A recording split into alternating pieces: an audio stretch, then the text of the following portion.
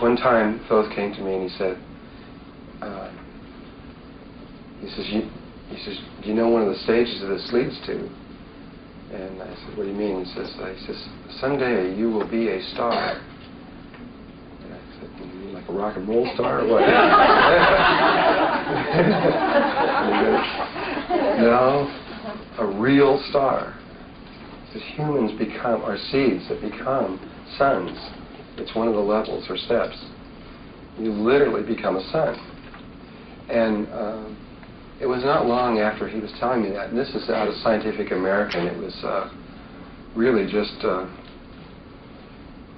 don't remember when this was, about 1991 or 1992, I think. Last year, I think this was out of, I used to have it here. Maybe it was 91. They gave in this article all the information that they now know about the formation of suns. And when I read this, it was really exciting to me, because here's the process that they now know. An old sun that has been around for a long, long time, and as it passes into the dark light spiral, it can either expand and become a red giant like we talked about and die in that process, or it could blow up, expand beyond itself, just and form this huge hydrogen cloud that is so big you can't believe how big this thing is. It's enormous. It's immense, and it's way bigger than solar systems or anything like that. It's a huge, huge cloud. And what they've discovered is that the hydrogen, when it does that, is not totally homogeneous. There are certain areas that are not as much, and some areas where there is more, like where these bright spots are. There's like spots in there where there is more hydrogen than the others. And when that happens, first the cloud blows up and goes out, and then it kind of sits there for a while. And what happens then is, because of gravity, the hydrogen, where it's denser, begins to move toward those dense spots. And new stars begin to form. For every one that dies, approximately 200 or 300 new babies are born. A good example of that is the middle star of the belt of Orion. That's exactly what's happening there. There's 200 new babies being formed right now from just one adult giving its life. And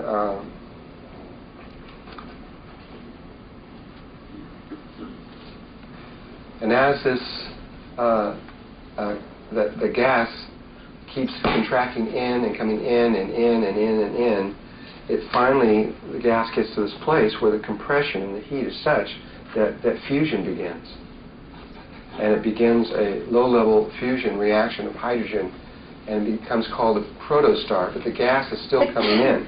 This is taking place inside that big gas cloud you just saw. And it forms this little protostar in here. And then it has another sphere of round gas around that one, with a lighter sphere of round gas around that one. If you remember, we have a chakra point at the base point with another sphere around that, and then a bigger sphere out here, exact same image. And the whole thing forms a north and south pole and begins to rotate. It's actually rotating in both directions at once, but the overall image of it is rotating in one direction, which, as you can see, usually is counterclockwise, just as it is with the planets. And at one point, it reaches a certain speed, and a disc pops out, like this, and the image of the flying saucer, where the Merkaba takes place. And at that point, the fusion reaction begins to really take off. And again, you see this rotational pattern, black hole that's in the middle of it, middle of the galaxy. And if you go down to a particular point in there, you have a solar system. And again, you have a sun in the middle with planets rotating around it. Same kind of thing, what you just saw. And then, if you go down to a single planet, again, things like Saturn and Neptune, you can actually see the disk and the sphere pattern around there.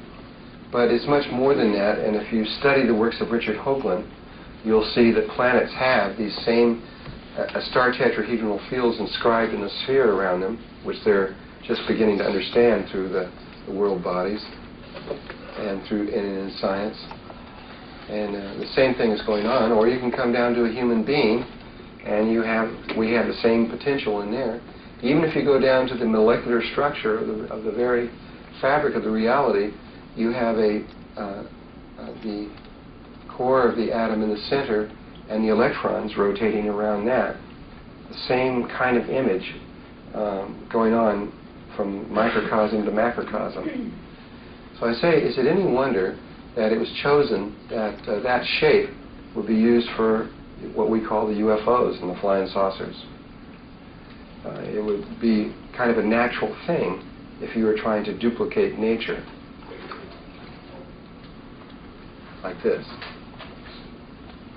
These are the photographs from Billy Myers that came out of Switzerland, isn't it? Yeah. And they are real photographs, I believe. So again, I don't think that the people who are putting these out have us in their in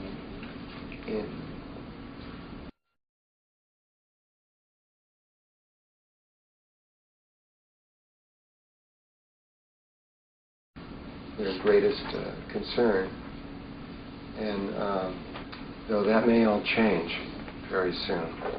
There is tremendous change going on, not only in the Ascended Masters, but in all peoples everywhere. There's a great, great change occurring right now in the darkest of the forces and the lightest of the forces. There is a tremendous something. The greatest change ever seen is occurring at this moment. Not just on Earth, but everywhere. And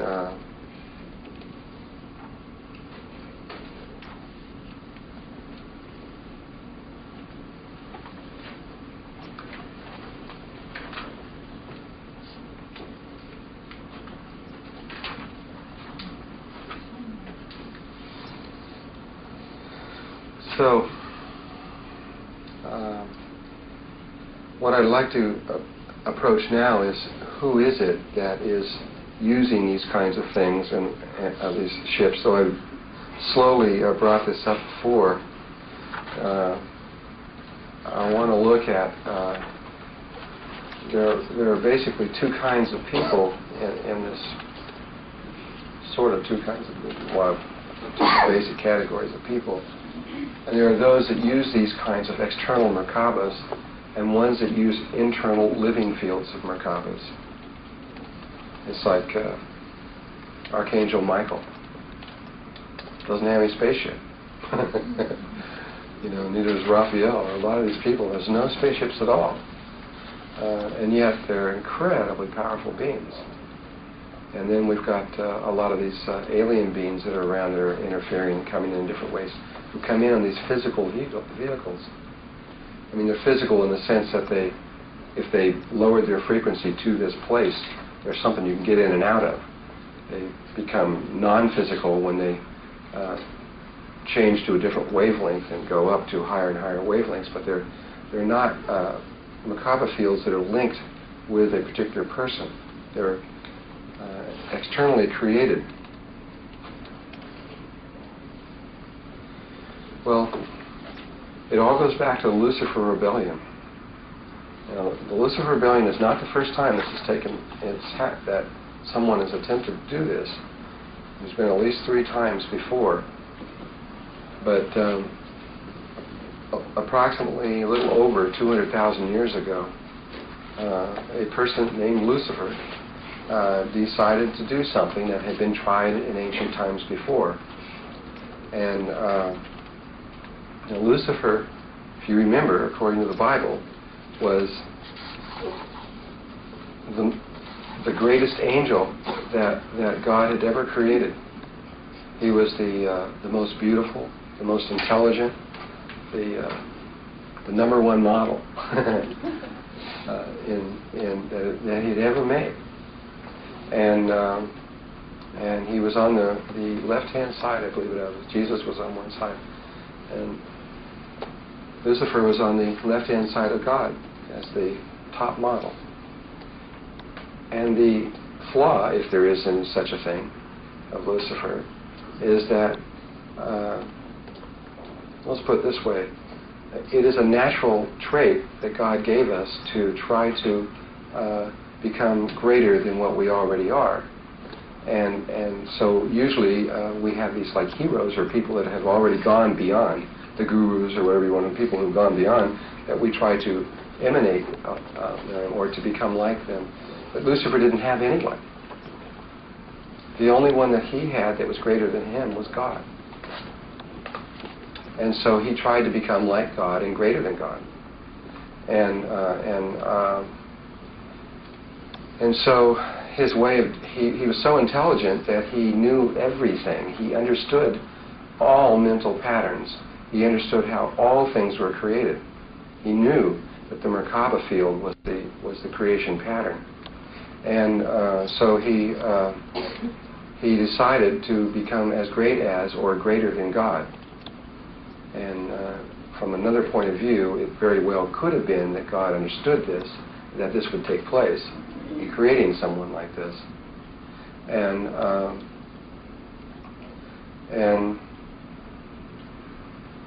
what he did was, he knew that love was the thing that created the living Merkaba field, and his choice was to sever his connection with God, his love connection with God, and to create an external field, what we call a UFO, to get inside of and to ascend to the heights of the heavens and to become as great as or greater than God, and creating a separate reality from the rest of the body of God. He convinced a great deal of people that they should do this because of what I'm about to show you. And we were all some of those people that he convinced in one way or another, because we're all here. And this entire level of consciousness is,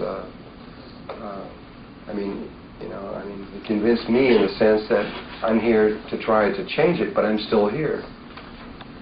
So I'm not any better than anyone else. We're all have, for one reason or another, no matter how high or where you came from, we're involved in this dance.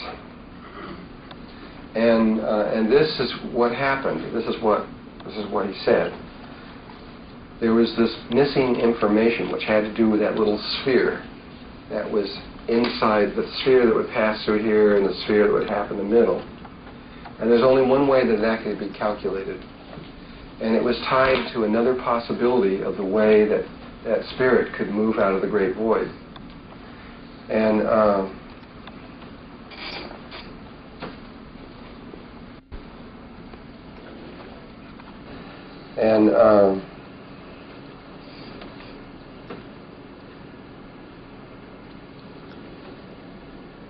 there were two trees in the Garden of Eden. One of them was the tree of life, and the other was the tree of knowledge of good and evil. And they were both in the center, which is kind of interesting image. How we could have two trees exactly in the center. But these two trees were right in the center of this garden, and they were both very different. One led to, and they were both very different. One led to death, and the other led to immortality and eternal life. One, they had, and the key or hidden significance behind them was that one, there was two different ways it was possible geometrically to come out of the great void. There were actually many, many, many ways conceptually, but there was only two ways geometrically, and that you could proceed through. And One of these ways was the tree of life, which is the way we showed you, where the Spirit of God moved up to the top, and then it moved to the circle, and then it began a vortex rotating around the equator of the central one. But there's another way. And that way is, first of all, spirit is not a thing. And space-time is something that spirit creates. It's an illusion created by spirit. And so spirit is able to be in more than one place, what we call simultaneously. Spirit can divide itself and be anywhere in its creation that it wants to be. It could divide itself a whole lot of times. I mean, look how many times just in this room we've divided ourselves. And so definitely spirit can be in two places at once, which is the easiest of all situations. And so at the very, very beginning of creation, while we're still in the great void, the first sphere is made. Same patterns are made, goes through the same procedure, whatever procedure you want to go through. There are other ones than what the Egyptian thought in terms of actually creating a sphere. But once the first sphere is created, rather than moving, when the first motion is made, this is the key right here, rather than moving up here totally, spirit divides itself and leaves half of itself here and the other half up here. So only half of spirit moves up to the top, so that it's in two places at once, simultaneously. And then, on the next motion, the motions from then on in are dual, so that the motion of this one would move from here, while the one in the center moves over to here. So it begins this dual or double helical pattern, rather than a vortex motion. And when that continues out, the grid begins to look like this. And if you continue doing this, it begins to form the flower of life. It's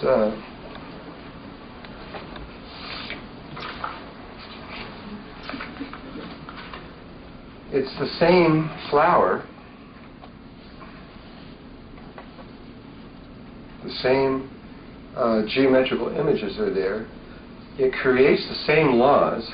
You end up with a reality looking exactly the same.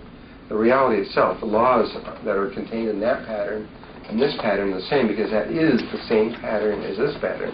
So you get the same laws, you get planets and trees and all the other various things and all the various levels and dimensions and everything else. Exactly the same. It duplicates it in every single way except for one big, central, important difference. This one has a single center in it. And this grid, no matter where you come back from it, has two centers. This has a single eye, and that has two centers, or two eyes. The vortex will have a single center. The helical pattern that creates it will have two eyes. And no matter how big the grid gets, when you try to find it, you locate its center, you'll find that there is none. There's 2 points inside it, in the middle. And that's the geometrical difference between this one and this one. And Jesus said something once before that has kind of gone over a lot of people's heads, but relative to this, if you hear it, he said, "If thine eye be single, thy body be filled with light." And this is what he meant.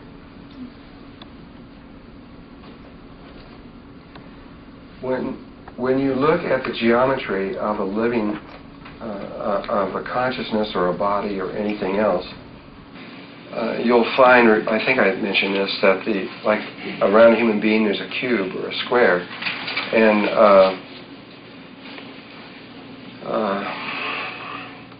it all is tied into this little egg of life, which is the second form that comes out of Genesis. And so there are many views of this. Didn't I go through all that before? Where this is one view and this is another diamond view. Yeah. And There's the hexagonal view, which is like this, and there is the, in the diamond view, there's also the diamond view on in this way, and there's a diamond view on in this way, which are rectangles. Well, the diamond view on in this way, this one, it looks like that, is what you will find if you analyze this sequence that was created by moving in that way. I didn't do these very lightly, but there's a green sphere here, a green one there, and a green one there, and there's kind of a rose one here, a rose one here, and a rose one here, which happens to be a view of this from that angle. It's the only pattern you'll find in there. And when you put that into geometrical images, now these three spheres moving down here, this one, and this one, that is exactly what this would be translated to onto a two-dimensional piece of paper. And it happens to be, and this was the convincing thing that Lucifer got about 1/3 of the angels on, was that the only way that you can calculate the sphere that passes through here and the sizes and get the rest of the information is from this view. It needs this diagonally view of that to calculate all of the size of the sphere and all these things. And this is all the mathematics on it that he came up with. And to calculate all those various things that are inside of there. And so he said, we need to do this. And I guess a lot of people believed him. However, every time that someone has tried to do this in the past, it has always resulted in utter, complete chaos with untold numbers of lives being destroyed and unbelievable amount of pain to the system. And that's not, and it's also true this time. It's caused incredible chaos, and not just here on Earth, but all over the place. But something appears to be happening differently this time, and it appears to be centered on this little speck of dust out in the middle of nowhere called Earth. Much of what I'm about to talk about in a little bit. There's a choice in life that many people have chosen. It's either to do external Merkaba, which isn't just that. Imagine if you got in one of these things and you flew to a new planet. Now that you have externalized your powers, then you externalize it in the form also, once you get there, in the terms of buildings and all this other stuff and everything, all the stuff, clothes, everything that we have, it gets externalized also. And so it becomes an externalized civilization, which is the direct result of the Lucifer rebellion. So, in truth, anybody who's flying around in these things, and anybody who has what we call high sophisticated civilizations, or even low sophisticated civilizations, is to one degree or another involved in the Lucifer rebellion. And the beings who are not don't have any external stuff at all going on. An example of that, the perfect example that we have right here on Earth, is the dolphin. That's a being that is way beyond where we are right now, but they don't have any externalized stuff at all, though they were involved in this. They have managed to totally extract themselves from it. They were only lightly involved in it. They were not real heavily involved in it like some groups. And because of it, they were able to get out of it. And so now, they've done it. And if they can do it, we can do it. And but there is far more life out there, way, way, way, way more life out there than beings who are involved in UFOs or that externalized, the externalized Merkabas, who live with internalized Merkabas. And the vast majority of them don't even have bodies. They don't have any physicalness associated with them at all. It may seem unusual it's hard to imagine that kind of life. That's where I came from. I came from a place where there was no distinction between oneness, one thing, and another thing. It was an all-inclusive light field that extended everywhere throughout everything. And so there was nothing externalized whatsoever at all. So we have a choice between either a living field or to continue in this kind of way. And it's our choice. We have that right because we have God within us, and so we can do either one. But if we make the choice to move to a living field, all I can say is it's not easy. It's not easy at all. It's hard because we are addicted. We are on a drug. It's a very heavy-duty drug. It's immersed right into the core of our being. It's like heroin or something. And it takes tremendous willpower. Right. It starts with a place where you decide that you're going to be free again. And but without it, and as you can see, look at this room we're immersed in all our life. Could any of us be free of this? Could we live in a way without this? Sure. It's not easy. You know, we can hardly go from week to week without this money that we have to have, you know. They've got us addicted on every conceivable level you can think of. And then further addictions onto that. It's not just drugs. That's only part of it. It's the whole way of being. And this starts getting into other things like the secret governments and all the other things that are behind this, and stretching back into deep into space. There's a great deal of stuff going on here. But once you do get out, you start getting clearer, and your heart starts opening up, and you start feeling better. But it takes a long time for the vibrations of those various drugs to leave, because they're always pulling.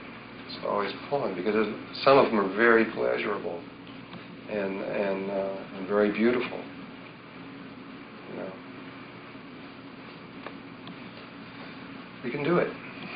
Once we get to the other side and we reach the living field, the beauty and the light is greater than anything of the darkness. Absolutely anything. There's nothing in the darkness that can come close. I mean, here's the darkness all around it. It is enclosing it. But the light is something of extraordinary beauty. And eventually it leads to something even beyond light and dark. You may be addressing this very question right this minute. I'll ask it, and if it is, just please take over. I just have a bit of a problem believing that God is anything other than God. God is all that is anything other than love, and that God could create anything that was less than beauty and perfection and light. And therefore, that if this decision to create a Lucifer was if that decision was made, then, and that polarization started at that point, that there was a higher purpose still to that, which is to bring us, you know, so it's not so terrible. Obviously, God knew what He was doing when He created Lucifer, and so so Lucifer obviously is working with God. You know, though from our Christian point of view down here, we don't want to see that. We want to separate it into the devil and to God, and which we've done, and we've made the devil almost as strong as God, and there's this war going on. But it's not a war. It's a very intricate plan from God. And there is no, like I said before, the white lever, I think I did in here, did I talk about the white brotherhood and the dark brotherhood? No. And I thought I did. I'm losing it in my old age. Well, I think I did. I didn't talk about the Great White Brotherhood and the Dark Brotherhood. No. Well, it's not a story. It's just a real quick thing. It's a belief which addresses what she's saying.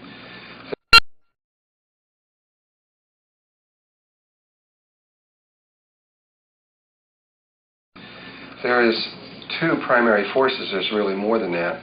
There's neutral and etc. But there's the two primary forces of the light and the darkness. And we tend to think that the light are the good guys and the dark are the bad guys and this kind of thing. From a Melchizedek point of view, this just isn't true. This is a result of our polarization consciousness that from where we are, the interpretation as we look out of our eyeballs resulting from the way that we breathe. But in truth, beyond this, in a unity place, though I have chosen to work with the light, I see the dark side also as my brothers. And you see, if you take like a planet, like planet Earth, or it could be a person or anything else, the dark side comes in and does everything that it can to stop that planet from evolving. That's its job. And then the light force comes in and does everything that it can to evolve it. And so it appears like a battle. But really, they're working together, and they function very closely together. And the purpose behind it all is so that timing results at the right moment. So that the moment when the planet either goes up or down, which either side wins or loses, happens at a very precise moment. And it's very much like giving birth to a baby. You want the baby to be born at 9 months. You don't want the baby to be born at 2 months or 4 months or 12 years or something like that. You want it at 9 months. And so the timing is very important. And if you look at life carefully, everything in life is timing. It's things happening at the right moment. And that things happening at the right moment is a result of the dark brotherhood and the light brotherhood working together as one. And so what good and evil are just, they're necessary, they're important. Both sides are important.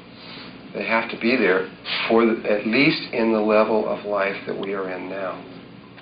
I had a really important question. You were talking, you began explaining to us a double helical form of the tree of life.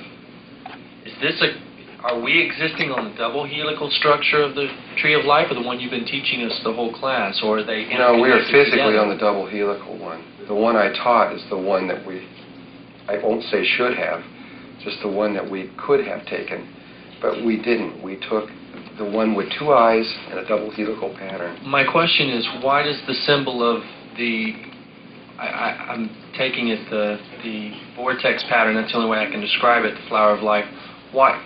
They both apply, though? You can use both, and they do the same, they have the same laws, everything, geometry, everything's exactly the same? They create the exact same reality. It's an identical reality. It's like a parallel reality. The only difference is the person who takes this one, the double helical one, interprets it differently than the one who has a single eye. How did we come up with the vortex one? How come we never see any symbols with the double helical pattern on the planet and only spherical? Is that trying to remind us to make a choice to move towards that? I didn't understand that. Okay, the only symbols that I've seen that you've shown us around the world of the tree of life are based on the vortex pattern. They're not based on the double helical one that you just showed us. Well, that's true. Is that a process of trying to remind us? Is that what that's all about? Do there exist double helical patterns of the flower of life? And what is the significance? I understand the significance that you just made, but what's the existence of, or the significance of their non-existent, that pattern, and nobody learning or basing the technology the on other that? pattern does exist out there. It is on walls. Okay. It isn't that it doesn't exist out there. Okay. But it is that all the world's major religions have all come to the agreeing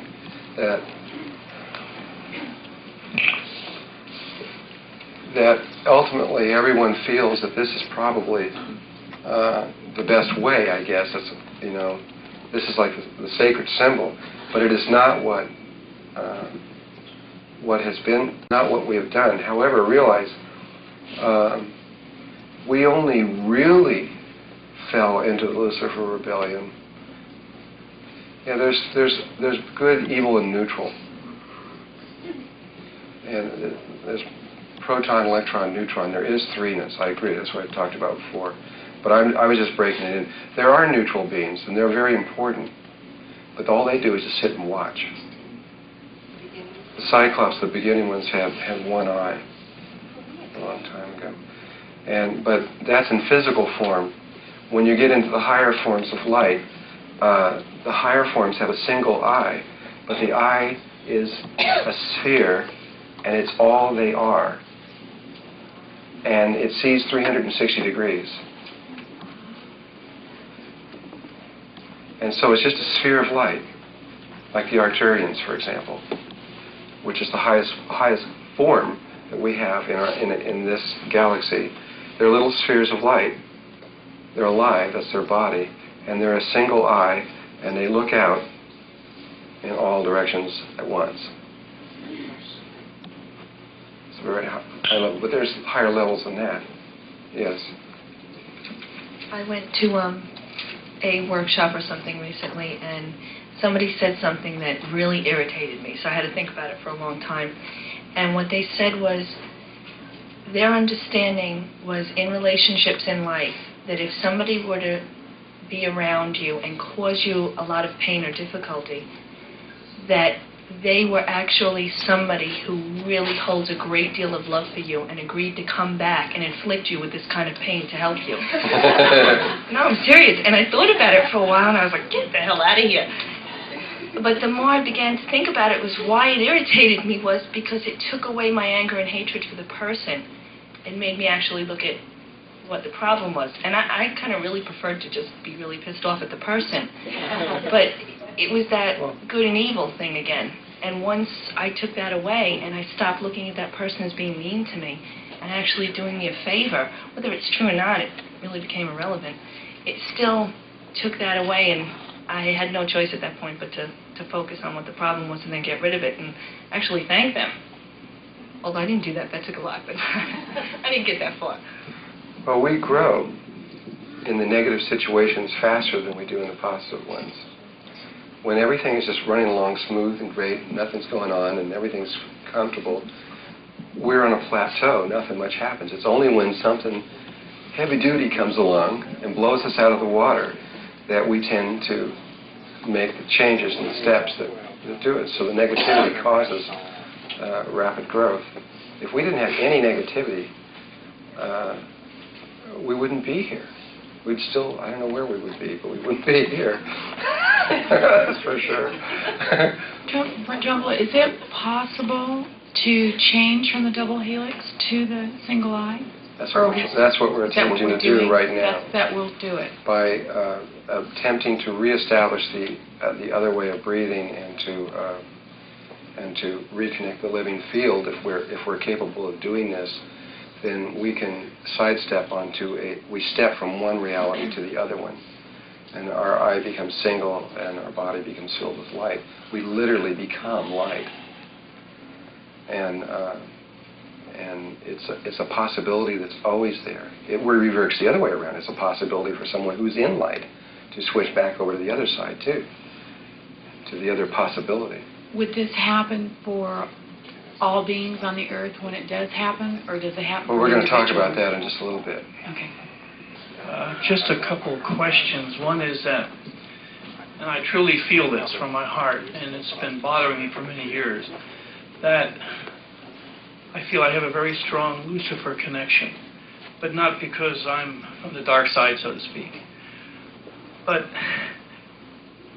Lucifer was on one side of God and Jesus on the other, and Lucifer was the brightest of angels.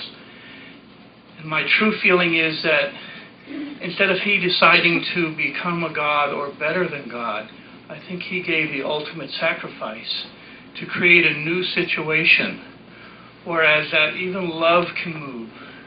In order for love to move, it has to go somewhere from somewhere. And if love is the same, it really doesn't move, it just exists. So love in itself has a polarity. And Lucifer and Jesus, they went their separate ways. And then we had what we're going through now, and eventually, in fact, very soon, there'll be a reunion of the love. And I think at this point, the love would even be more powerful than it keeps coming in stronger and stronger, is that the solution to unity is very, very simple. And it's as simple as just accepting with gratitude and love Lucifer and everything they've done. And that will like be a catalyst for the reuniting of the spirit. Well, a lot of times things are very simple to say like that, but to actually get all people. It's like a good example is the Israelites and the Arabs. I mean, it's real easy to say, well, all you guys got to do is just love one another. But they've got so many roots of hatred and pain and stuff inside of there that the solution is very, very difficult. And so, it's still going on. One goes over and bombs the other one, and the other one bombs the other one. And it's just this ping pong match going back and forth. So eventually, if someone's going to find a solution over there, it's going to have to be pure genius. Something of pure genius is going to have to take place. And I believe that it will take place. The one thought that also came in very strong is to actually, and this is contrary to how we all probably feel, is ask Lucifer to assist in the unification. Instead of fighting him, ask for assistance. He is. The assistance actually between Lucifer and Jesus, though they have a polarity and they have their places in the dark side and the light side, I'd rather, instead of giving names to particular people, just say the dark brotherhood and the light brotherhood, because they really are, there's many more people involved in either side than those. But the two forces of dark and light are who have not really been resisting each other, but resisting the third component in the middle, or working or controlling the component that the forces are working on, like whatever the life form is. And the very principle of this way of moving between dark and light has failed in the past every time. It's always failed. It's always ended up in war. It's always ended up in both sides, instead of cooperating or working together in love and trying to find the way for all life, it's always resulted in both sides ending up all in all battle on every level. And, resulting in like Mars being totally wiped out, along with thousands and thousands and thousands and thousands of other places that were just totally destroyed. All out full tilt war, which has happened time and time again. And we're right on the verge of that right now throughout the universe. There's more of that. We're just a reflection. The Earth is simply a reflection of what's out there, and there's that similar kind of thing stretching out where life wants to do that. And yet there is what's now occurring is, for the first time ever,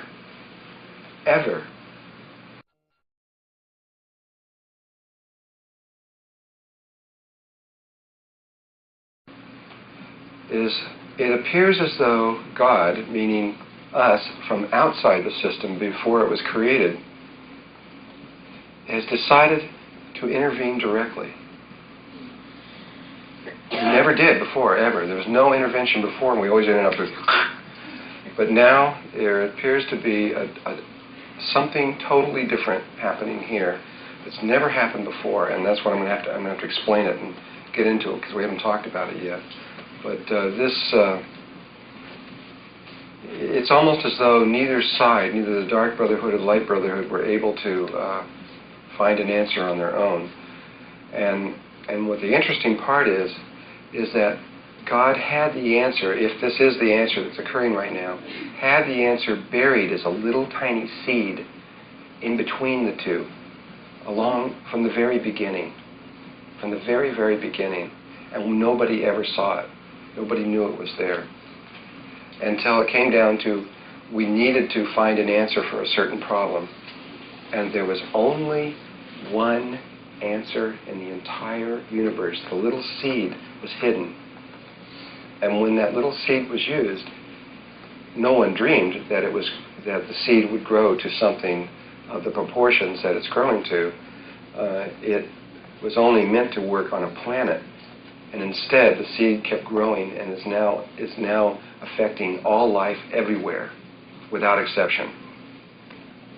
And this is occurring right now, and it's only been 21 years in Earth time since the seed was planted. A lot of the teachers were saying about 2 years or so ago that each individual had already decided their polarity, light or dark, and that the way had been divided, so to speak. It always sounded rather hopeless to me that somebody couldn't change their mind and say, no, wow, I see it now. But what you're saying is that we now have a chance that the whole thing can move forward, or is there still that faction that have said, no, I will stay with the dark? There is now, well, everybody has to choose either the dark or the light or both.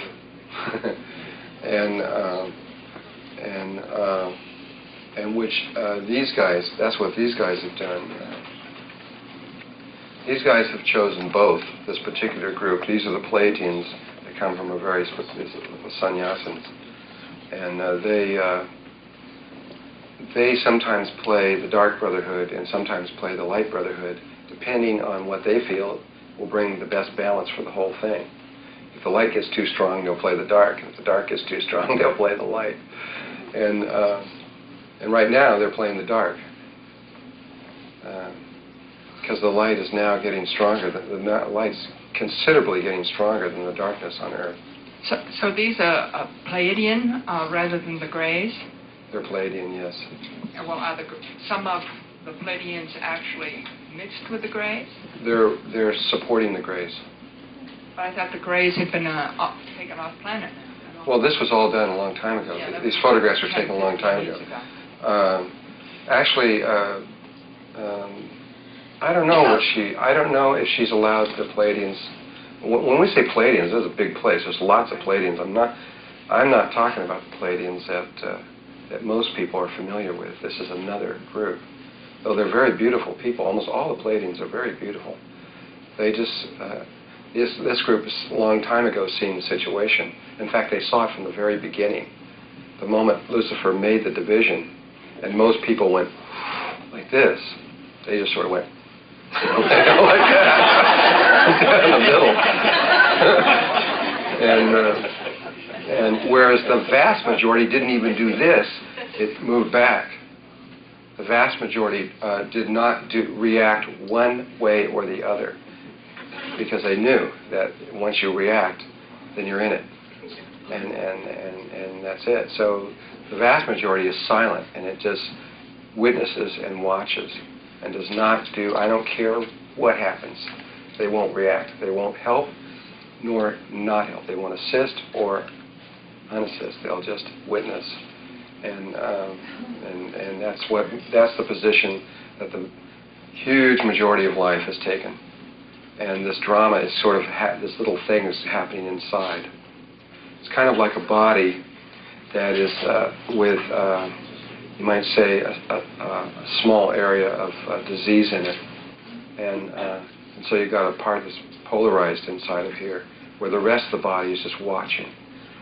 It's definitely watching. It's very concerned about it, but it won't interact directly. Arcturus has decided to come into this on the side of the light, and they have done a lot, very, very subtle work, and trying to balance things, especially when they've been around for a long time, though they're just kind of being known in the last 15, 20 years or so. I'm only going by the ones that one time they sat down and talked to me about various ones. How about Andromeda? I believe that, if I remember right, that they're also on the side of the light. I'm pretty sure they are. Though I only know a few of them. I don't remember. There seems to be they're not a real advanced race compared to like the Arcturians, who are, they're like light years apart. So their influence or power cannot be with the kind of power and wisdom and strength that the Arcturians could be.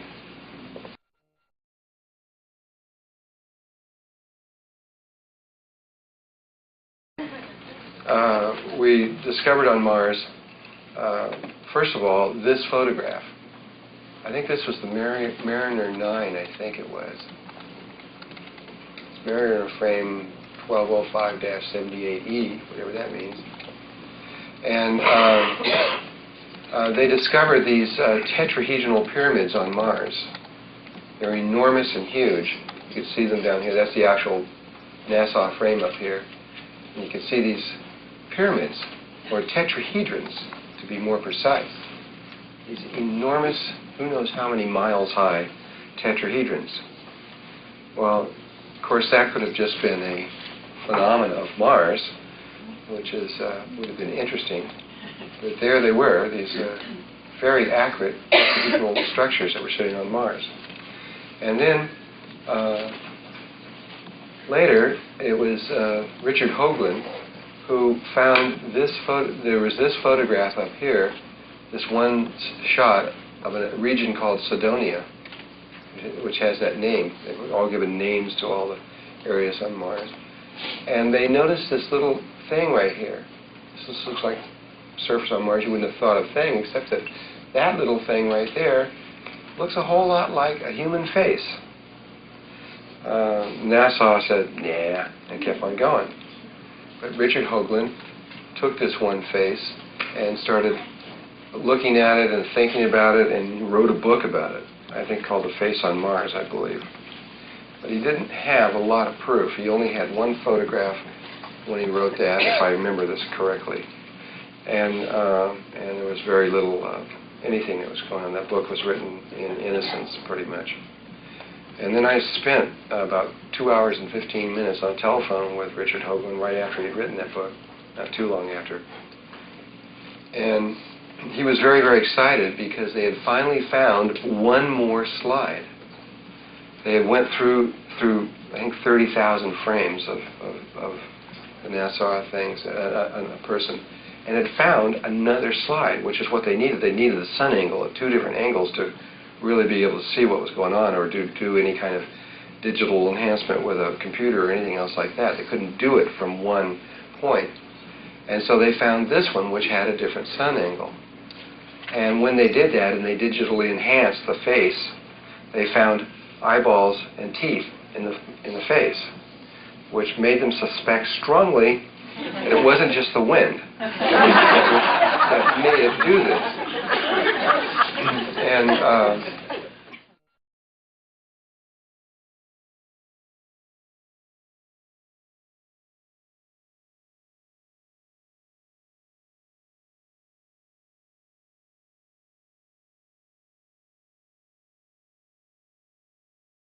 so he was very excited because I just happened to talk to him whenever the time was right when that had happened. I started telling him, we talked and I started telling him, well, what he was going to find about the planets. He wanted to know about what I was teaching in this meditation. I was describing it to him. I told him that he was going to find that the star tetrahedral field was around people, but it was also around planets and suns and galaxies and everything else like this. And eventually, this would be the area. He had never even heard of tetrahedral geometry up until that point. And as it turns out, they started. It was this thing which you can barely see because this is blown up so much here. This is one of the clumps that was near the face. It's now been called the D&M Pyramid. Originally, it was called the Empire State Building. But then there was these 2 men who starts with the name D and M, and I don't remember their names. Does anybody remember their names? I don't know. It wasn't Doug and Marty. I don't know. It was somebody else's names. And though you can't see there, it is a 5-sided pyramid. It's a pentagon of 5 sides, like this. And the angle is not a perfect one. There's different angles in here, each one of them. And the angles are very, very precise, and they a whole spectrum of the super accurate sacred geometry and mathematics comes out of these 5 angles. which just couldn't be. And we're talking about pi and e and everything else. All these things are falling out of there. This, by the way, is a very high building, or mountain, whatever you want to call it. It's 10 miles high. 50,000 feet plus. Are enormous. The face is like a mile and a half long. And they're very, very big. So this is where that D and M pyramid sits. This is where the face sits. And there's other structures on there that they've been started looking. There's a circle with a tetrahedron sitting over here. There's a long line thing here, which is very unusual and strange and all kinds of, from a geological point of view. And what they call the city now over here, which is a whole series of pyramids and things. And when they started looking at all, there's 3-sided, 4-sided, and 5-sided pyramids all in there. There's a wall that exists up there that extends for many miles. There's all kinds of unusual structures there. And when they started looking at the precise angles between all of these things, they found that the exact angles that were all in here which were duplicated, they weren't angles that just fell once, but they fell many, many times throughout all of the structure. And all of these angles were repeated constantly inside the D&M pyramid. So it was like redundant. It was like a message. When you get a message in space or to someone else, you can't. If you just get it one time, it's like at random. But when a message is repeated over and over and over and over again, you realize that it's an intelligent message. And this message was repeated over and over and over and again in these angles.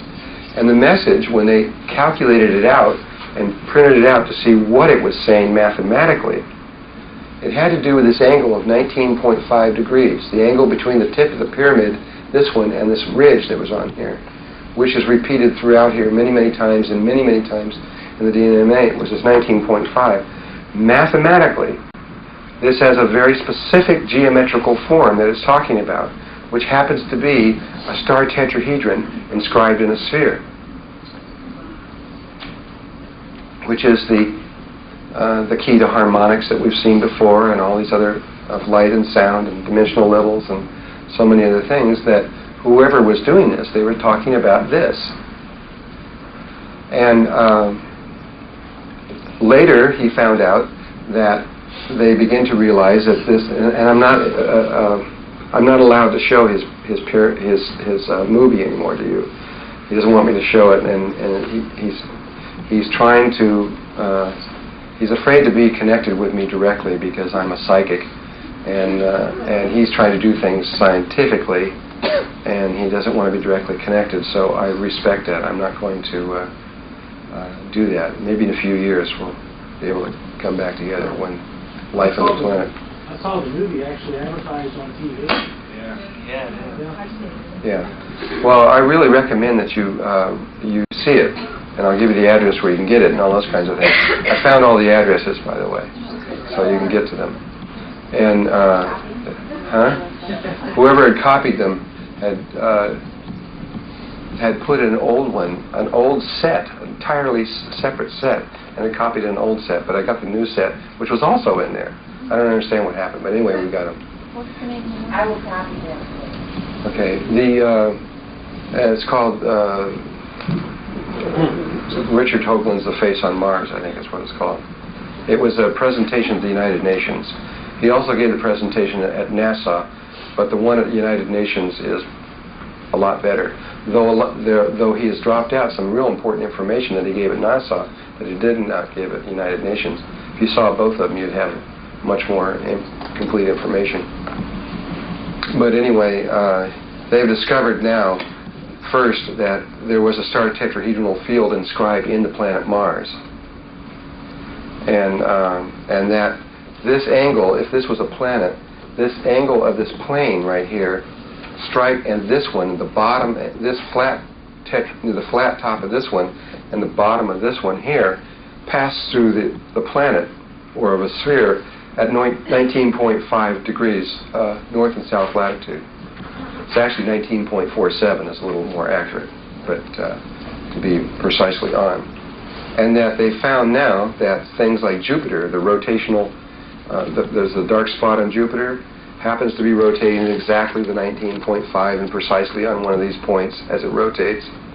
And they're finding more and more and more information. I'm not going to go into all the depth of all the stuff that he's into, but when you look at it, you will see how powerfully it reinforces what we're talking here, what they're discovering. Even the fact that they now believe that the energy levels that are coming off planets, which are greater than the amount of energy that's coming from the sun, is really a third and fourth dimensional energy exchange.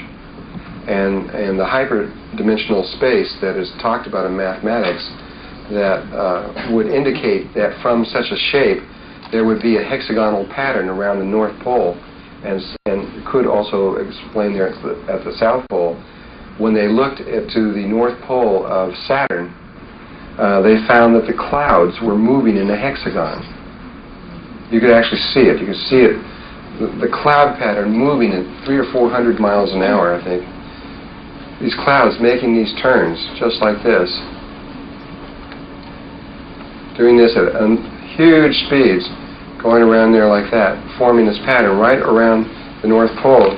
And when they went to Neptune, they found that the ice had been frozen in a hexagon around the North Pole. Clearly being able to see in this huge hexagonal mountain range, where you could see, because this is a hexagon from the top.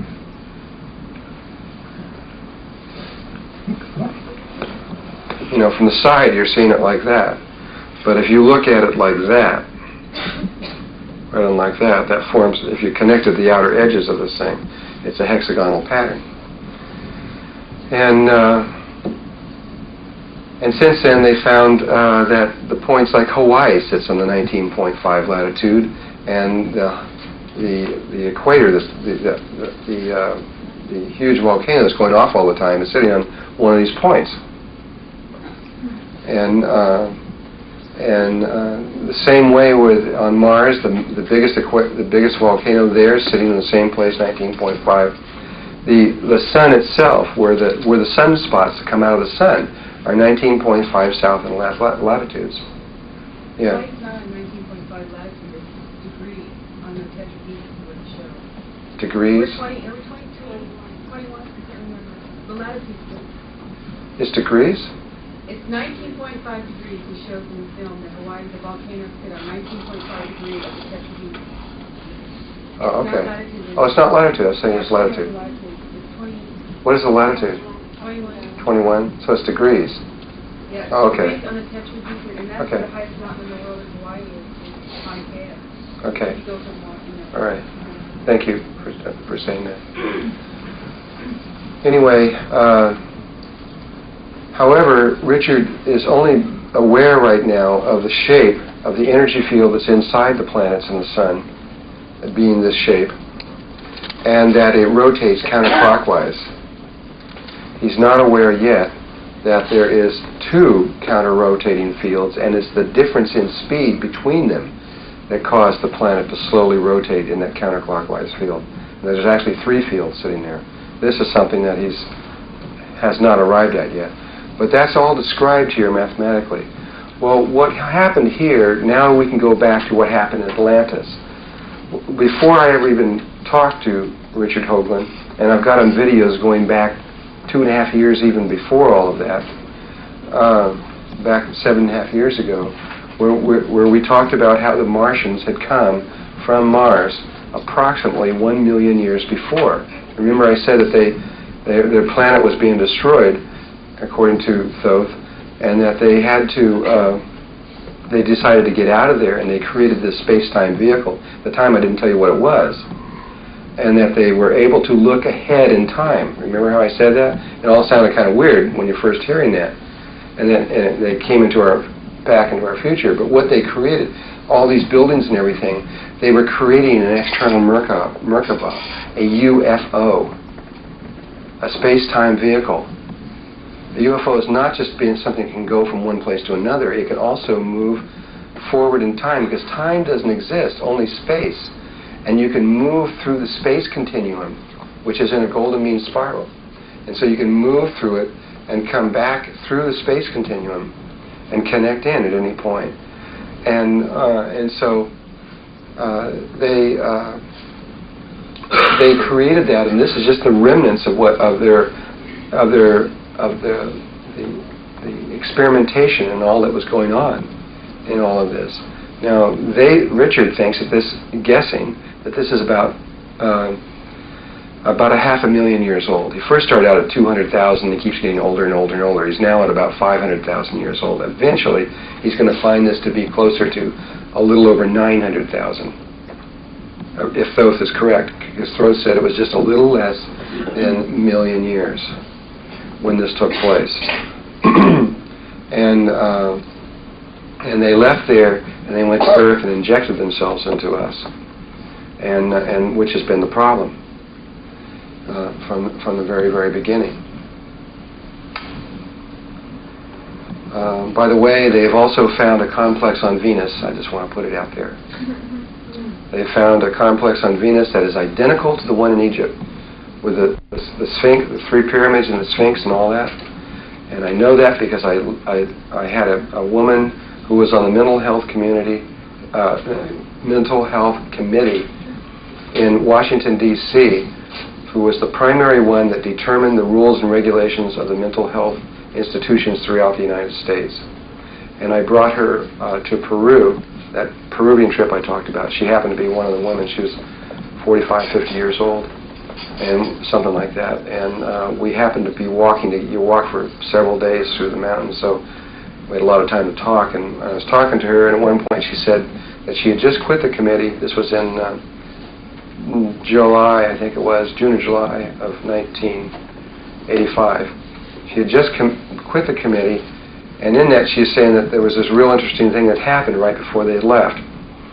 You see, there is a rule in the United Nations, with NASA in the United States, that if NASA finds anything out there that indicates that there is life, or anything incredible in any way, level at all, they have to go to this specific committee and the committee and show them the evidence. It's by law, they have to. And then the committee has to decide if we're going to all go crazy if we see this, whether or not it's something that would be too unstable for us to see. And so she said that she sat there and watched over 200 very clear photographs of an installation on Venus that looked just like the one on Earth. She said it was identical. The whole Sphinx, the head, the whole thing, everything. And they got lots and lots and lots of photographs of it, because they mapped every square inch of Venus. Every square inch of it except the North and the South Pole. 90% of the planet, very, very carefully. And she said that that was in January of 1985 when they received the photographs. And she said they studied them from January, February, and March, and April, I think, for about 4 months. And thought of all possibilities of what would happen, because this would indicate absolutely beyond any doubt that life had been out there before, or that there was more than just us, or we had somehow gotten space before, or something, or someone else. It would indicate there's got to be something else going on than what we normally thought. And the committee said, yes, release it. And so she didn't have she didn't have to be censored in telling me this, because the committee said that it was okay to talk about it and to release it to the world. But what NASA did was they put it on one television station, one time, late at night, in a Florida TV station, and then pulled it off and said, okay, that conforms to the law. That was it. Is it open to the public, though, to go in and get it? Can we get a copy? I don't know. ABC has tried to do it, and it has met with incredible resistance.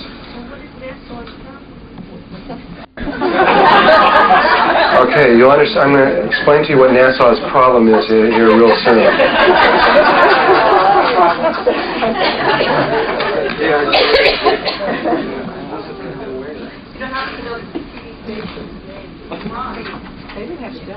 No, I don't. I figured that out.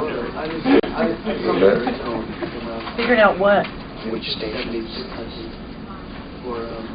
Is Richard Holden known? He's been informed. I don't know if he wants to deal with it.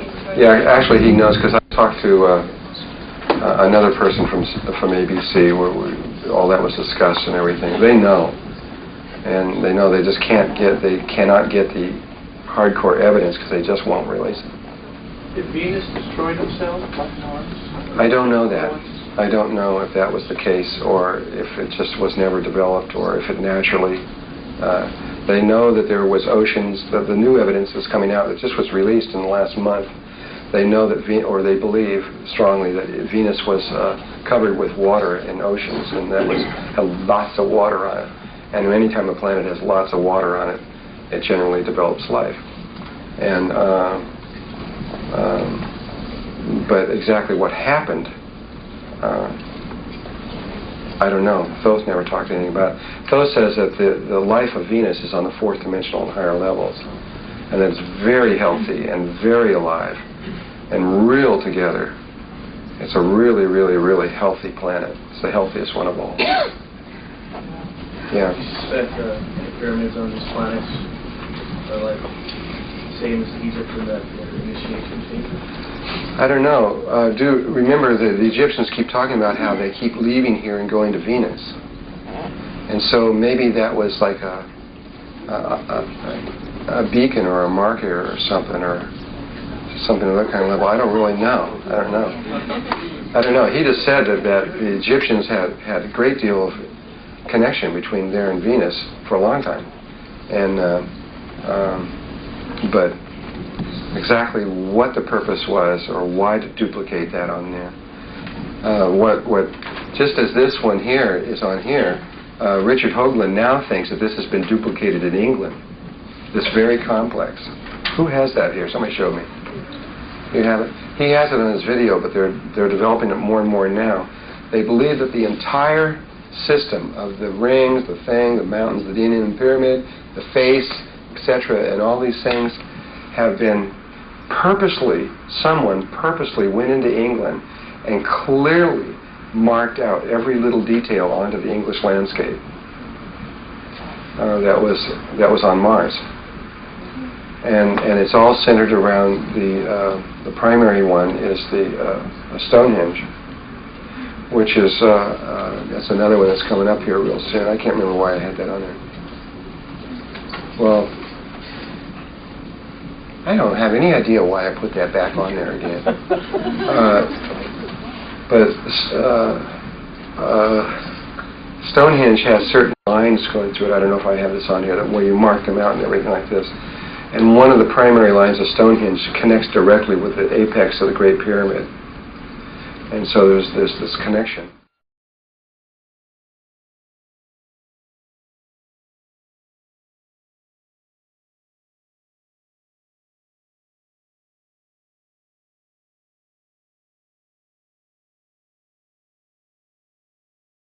And the crop circles, which we're about to talk to, are primarily in an equilateral triangle with Stonehenge centered in the middle. So even that is talking about a triangular-based thing just from the location of them. However, these lines that go off of Stonehenge, which could be stretched all around the whole planet, these crop circles have been found all over the world, not just in England. But they've always been found on one of these lines that comes off of Stonehenge. There's always been a connection back to it. And they've not only been found in crops, but also in sand and snow. And in other countries. They've been found in the United States. They've been found in Canada. They've been found all over. In fact, those guys, Doug and what's his name, who said that they were the ones, Doug and who? Doug and Dave, who said that they were the ones who did it. While they were on TV, at the very moment they were on TV, saying that we're the guys that did it, a crop circle was being formed and people were witnessing it with no visible thing in Canada.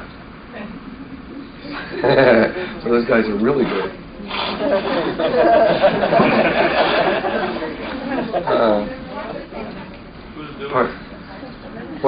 They told me they would let me know when if I ever made it to England. And hopefully I'll get there real soon, God willing, and we'll find out what it is. It's pretty much clearly a very highly evolved lava field. And okay, you got to have the stick there, Ken. What? What happened? Oh.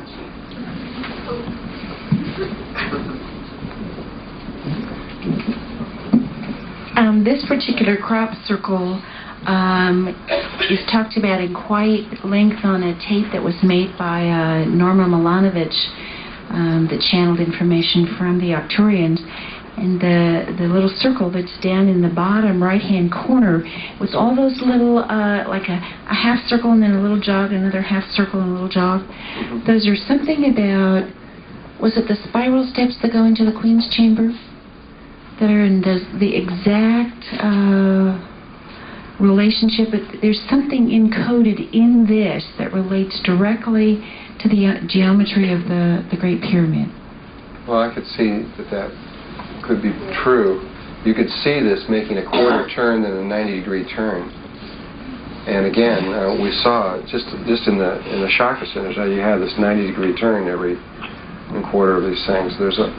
I think that if you were to analyze all the information there, you could probably fit into a book about that big, because geometry, as you can see, is a language, and a great deal can be said geometrically in the least amount of lines.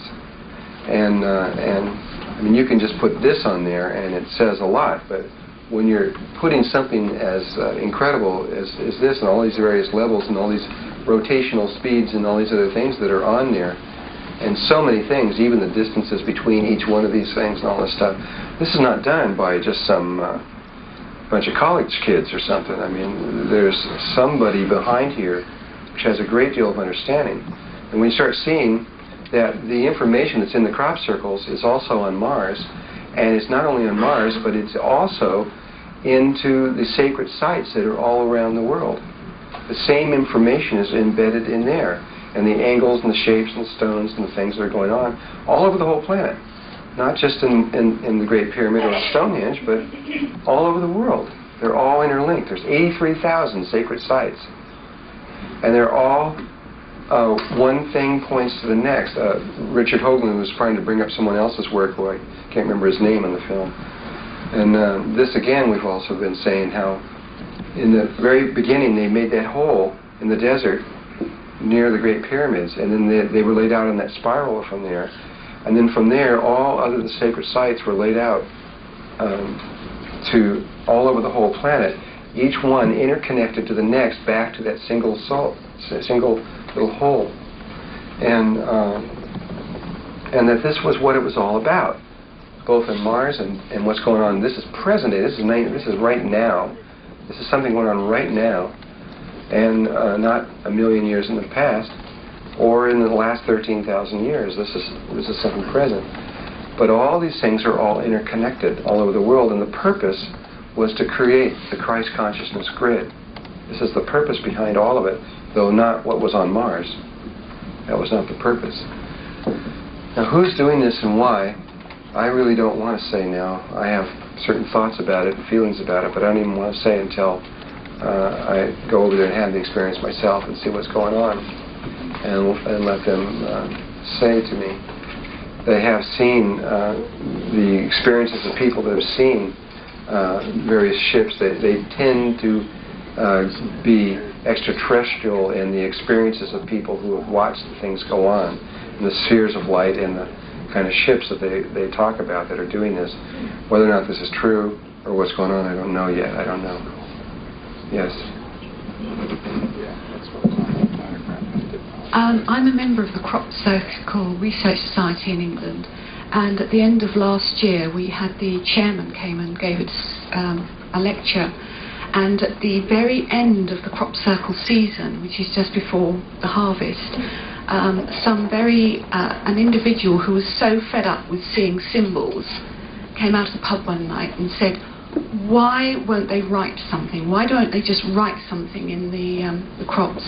And the very next day, they found what looked like Hebrew writing. What did it say? And nobody can read it, right? That's right. Then you have to go get another beer. Say, why don't they drop a book that tells you? Well, I'm not teasing on that. I mean, obviously, they're aware of what we are. They're trying to communicate with us. This is from a high level intelligence. This is real clear. You know? I'd like to get the photograph of it to Stan Tenen. Oh, that would be a really good idea. Send it to me, and give it to me, and I'll send it to him. He would love to have that. There is a thing I'd like to show you right now. The last crop circle that came out, the very, very, very last one, which usually indicates what's going to happen the next year. So the crop circles, they haven't started yet, right? They haven't started yet. But the very last one that came out was the Mandelbrot fractal geometry. Do you all know what that is? Okay. Mandelbrot was the guy who made it, who happens to be English, and the Mandelbrot crop circle was right near where Mandelbrot was born, where they placed it. And I don't know how to spell Mandelbrot, but it's a thing that looks kind of like this. It kind of looks like this, and then off of it are these little things that look like hearts all around. This is not it at all, but there's these things that coming off of it like this. You'll see that this isn't even close. But it has kind of that feel to it. I think I want to erase it as quick as I can. Don't get it embedded too deeply in there. And that's talking about something a little different. It's talking about the infinity of life and the infinity of the geometry. It is a geometrical expression of what infinity is, what it means to be infinite. And I know of no better way to say that than with geometry. And so there was a man who created a fractal geometry movie, though it's never got out anywhere, based on the Mandelbrot mathematics. And I'd like you to just see this. And there's no words that can tell you what infinity really is until you see this.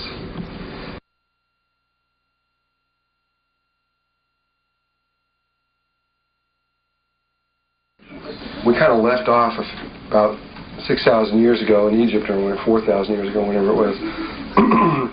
A lot has happened since then.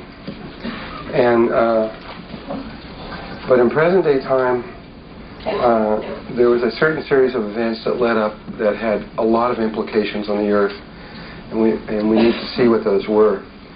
It began with a man named David Suzuki out of Canada, who's he's a geneticist actually. He's a very brilliant person. He won the Nobel Prize in genetics. He won this prize, though, not by looking through a microscope, but by looking through a telescope, as above, so below. And he was very interested in watching the movement of asteroids as they moved through the solar system. Unknown to most people on Earth, though not to the scientific community, we live inside of a bubble of matter. There's the solar system, the sun, the planets, everything like that, and then outside of that is a sphere made up of asteroids. And it's like there's all these little, it's like we live inside of an eggshell, kind of. And they rotate, they're always kind of moving around and rotating, and they move with the solar system as we move. And every once in a while, one of these little asteroids will break off and move through the solar system. We get lots of them. There's 50, 60, 70 a year, something like that, where they'll move from one place to another. And it was the movement of these asteroids that he applied to genetics. And it's just like looking at a big cell on a, where you really get it down into detail. And he had a team of people that watched the sky all the time. And he also had another smaller team of people who watched the sky during the day, watching the sun. And one day in the year 1950, this team witnessed something coming off the sun that wasn't in any of the textbooks. It didn't fit. They didn't know what the heck it was. It didn't make any sense at all. But they witnessed this spiral of energy coming off the sun that went right past the Earth. And no one knew what it was. No one knew what it meant or anything. All they knew is they just recorded it. That was in 1950. At that same moment, the Earth happened to be at the furthest distance point in a particular elliptical pattern of a wobble. There's many, we talked about another wobble, the precession. There's other wobbles, I mentioned them. There's this one particular wobble that is 14 years around that David had identified and that he was working with, and so it was like this.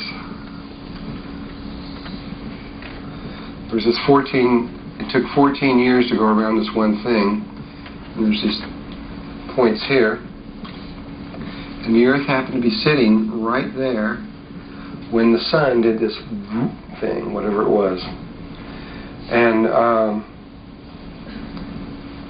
they just recorded it. They didn't know what it meant, except that they noticed that 3 years later, this was in 1950, approximately 3 years later, in 1950, well, it's hard to write it, this thing, it rocks. In 1953, the sun did this thing again. In 1956, it did it again, and each time it kept doing it. This one was stronger than that one, and this one was a lot stronger than that one.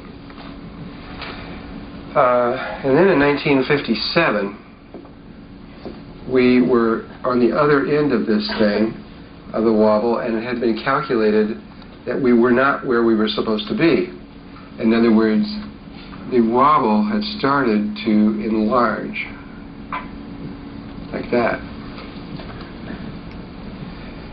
They weren't certain. In 1959, the sun did another pulse of energy stronger than the one in 1956. It was every 3 years the sun started doing this. And so again in 1962, the sun pulsed again in this way. In the meantime, this kept going out further and further.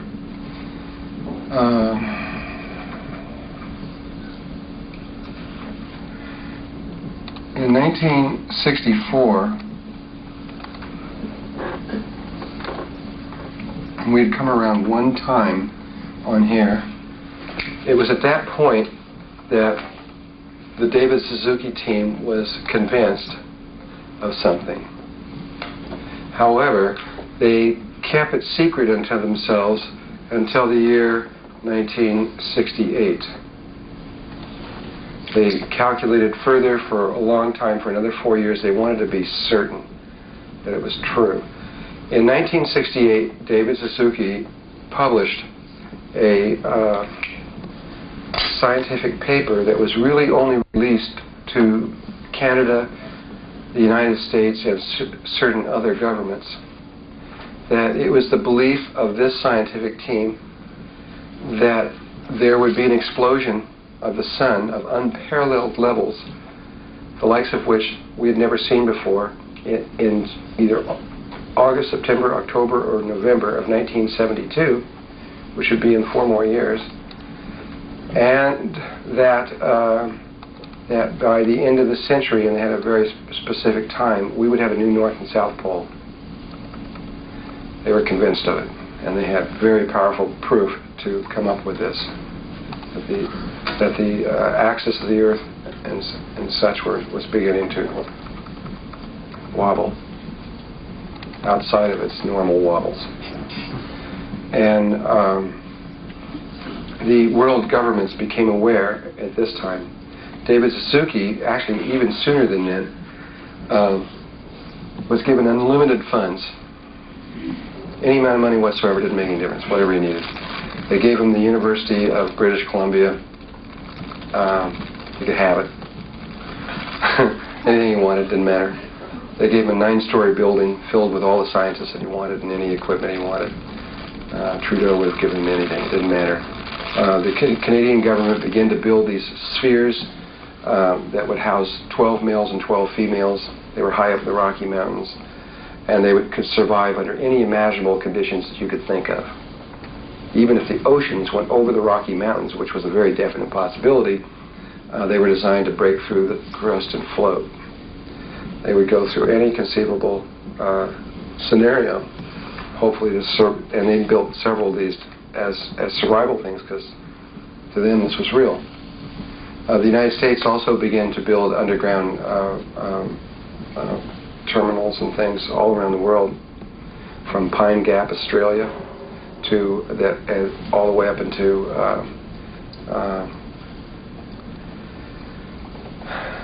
you could go all the way from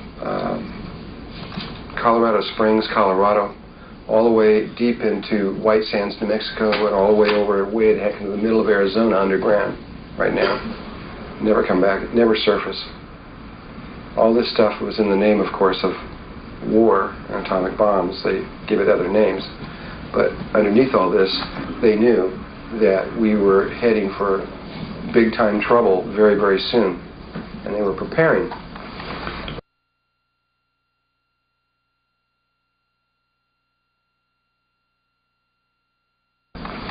And we have two kinds of governments in the world.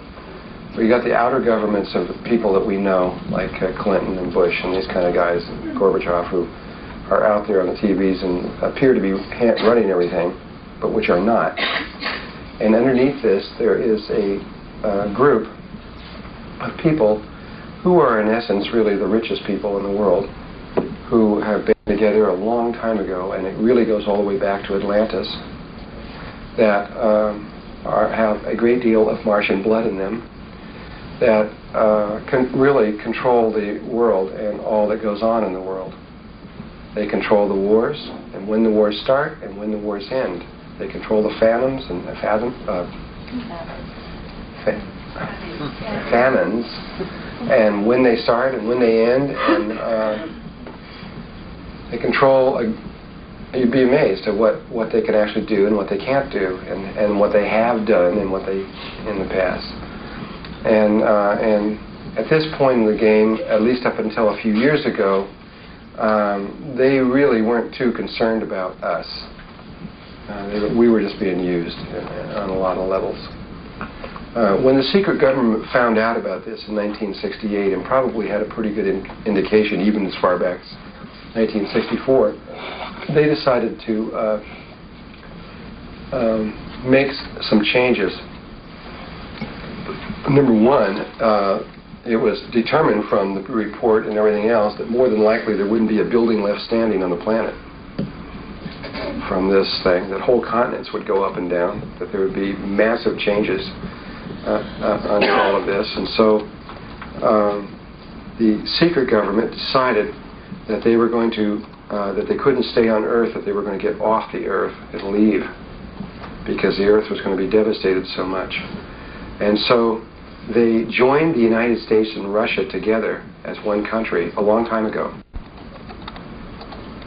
They blended a lot of our money and information and all kinds of things and put them all together. And the race to the moon between the United States and Russia was coordinated by them. It was a race, all right, but it was in fact a real race. They needed the moon very bad to do what they had to do. And so think about it for a moment. Once they gained the moon, there were 6 trips from the United States in the late 60s. I think the last one was 72 or 71 or something like that. I really need to get those dates clear in my mind. But there were 6 of them all together from the United States. And then after the last one, once we got there and we established everything like that, total silence. We don't even talk about the moon anymore. Nobody goes there. Nothing. There's no moon. Doesn't exist. You know. Why? Why haven't we gone there again? You think that we've learned everything about the moon there is to learn? There's another reason why. Is because they needed the moon as a instead of building a if you want to go deep into space, if you want to leave the Earth and go somewhere else with the technology that we have, you need to build a space station or a satellite out there to bring the materials up and everything else like that, to assemble the kinds of things you need to go further if you're going to bring lots of people and materials. But why do that when you already have a satellite up there called the moon? And so they needed to get to the moon to do what they had to do. So the entire world's energies and direction were aimed by the secret government toward just getting to the moon. And then once they got there, then they didn't want you to know anymore. We made 6 trips, but Russia made 2,000 trips. 2,000 trips. A little different. And what they did was they went around the backside of the moon, so we can't see them because the backside stays hidden to us all the time. And they built 3 major installations back there, one of which was a great catastrophe because it collapsed and killed a lot of people. And to assemble all the things that were needed for them leaving the Earth. And then from there, once they got everything in place, everything they needed to know, and they didn't want, see, while they were doing this, they didn't want your attention on the moon. So that's why they got your attention away going other places. So they did, however, make a very important trip to Mars, which we saw the face on Mars, and mapped every square inch of Mars. They mapped the whole thing except for the 2 poles. They mapped it all out. They wanted a whole thing of it. That was real important too. And then once they got all this together, they went to Mars. That's where they decided to go to, which is only appropriate since they were Martians to go back to where they came from. And that's the planet that they chose. There could have been other places, I guess. Venus wouldn't be very good when you got a 900 degrees surface. But Mars is very, could easily keep life, human life there. There's water there. There's lots of water under the surfaces. It's everything that they need in certain ways. And so they went to Mars, and they built complexes there, primarily underground, but not totally. And they built this whole thing, and it took many years, and by about I'm really guessing, I don't know the exact time, but somewhere in the 1980s, let's say 1985, that's sort of in the middle, somewhere around in there, they completed the structures and everything they needed. They built a structure that would keep approximately 10,000 people alive indefinitely on Mars, to make a total transformation over to there for as long as is necessary. And of course, who they were bringing was just themselves, their families, and their friends. And once they had the whole thing set up, they just sat back and just basically didn't really care what happened to us, because they figured we didn't stand a chance from their point of view. These are the same people that had, in the early part of this century, very early, probably about 1910 is my guess, made connection with the Greys. And though the Greys had been here earlier than that, the secret government had begun to make contracts with them to allow them to do certain things. I'm going to take back off on that, what the secret government did with the Greys in just a little while, so you can understand all of that. But it's another story. I'll continue on with this one on Mars for a little bit. It's another part of all of this, which is actually still connected to Mars too. And so they built all this stuff. They came back here and said, well, hope you guys make it. And there's no way they can get everybody off the surface, even if they wanted to anyway, so there's nothing they figured they could do. But they didn't really care anyway.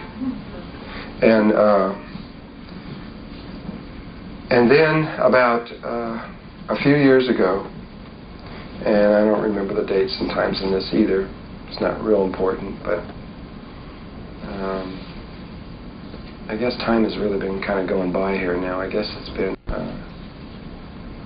it was in the late 80s. It was not too long after they completed everything and got it all finished. It was I don't know what it was. I don't remember. It was 87, 88, 89, somewhere around in there. They became aware of something that I'm sure shocked them to their bones.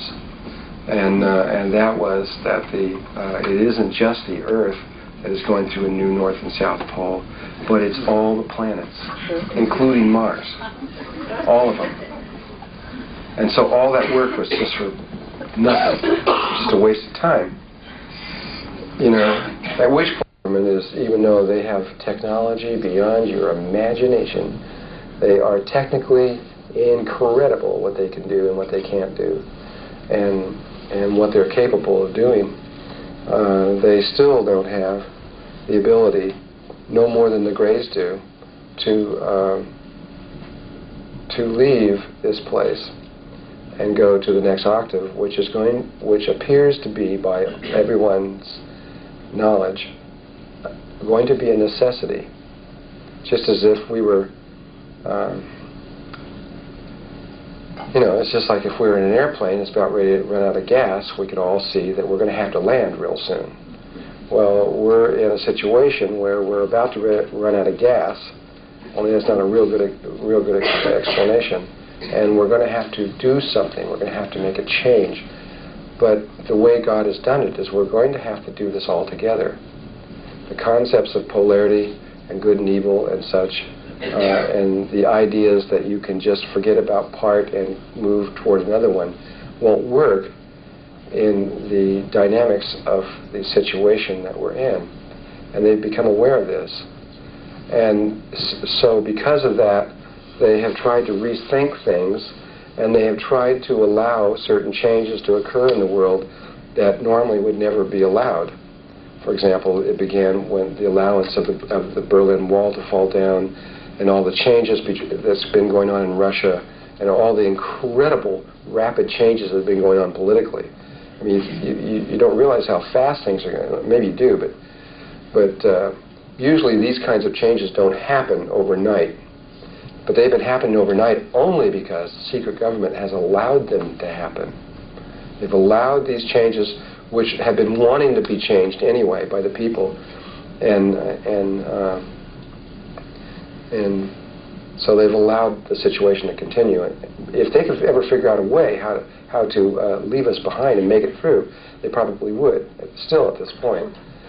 Though at this point they're right back to where they were when they first got to Atlantis and joined with us, and that is they're going to have to learn this feminine side, which they never didn't want to do, and then they decided during Atlantis that they were never going to do that again. None of this allowing stuff to happen. They were going to control everything, and they're coming up to the same conclusion the Greys came up with. It requires both sides. It requires male and female to be able to make this translation. And intellect alone, the male side alone, can't do it alone. And so even though they don't like it, it's the way it is. And so for a long time, when you go back and you look at the stuff that happened in when people were finding out about a lot of these things, I can't remember what the films were that came out. MJ-12 and all that stuff that came out, and the films that came out for a while, because what they were doing for a long time is purposely going around and looking for guys like me and people that were becoming aware of the situation and killing them, getting rid of every one of them they could, so that they could continue doing what they're doing. Now it's a total reversal. Now they're going around to all these people and, you want money? Anything we can do for you?